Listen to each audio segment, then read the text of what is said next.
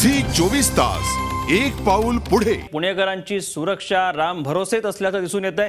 धायरी परिसरात भर दिवसा 9 घरफोड्या झाल्या आहेत।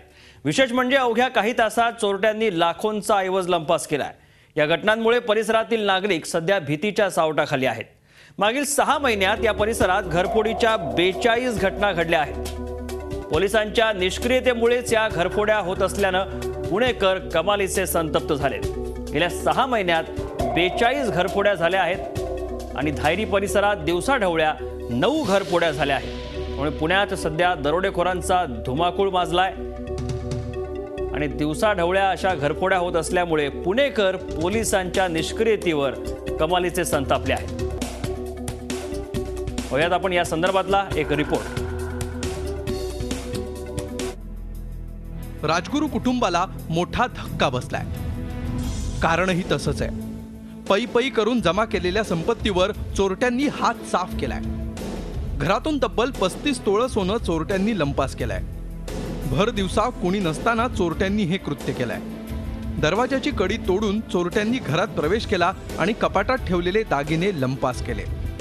घरी पोहोचल्यानंतर अस्ताव्यस्त पसरलेलं सामान पाहून नेहा राजगुरू यांच्या पायाखालची जणू वाळूच सरकली। पर्स वगैरे सगळी रिकामी केली, ड्रॉवर रिकामा केला। सगळे 12.5 लाखांच्या वरती दागिने होते, हिऱ्यांचे आणि सोन्याचे। या परिसरातील केवळ राजगुरू यांच्याकडेच नाही तर तब्बल 9 ठिकाणी घरफोड्या झाल्या।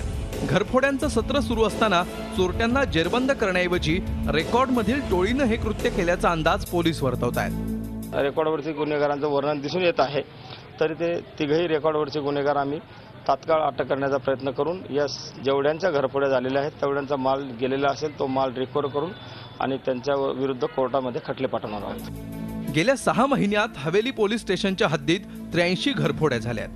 त्यापैकी 42 दिवसाढवळ्या झाल्यात। मात्र 6 घरफोड्यांचा छडा लावण्यात पोलिसांना यश आलंय।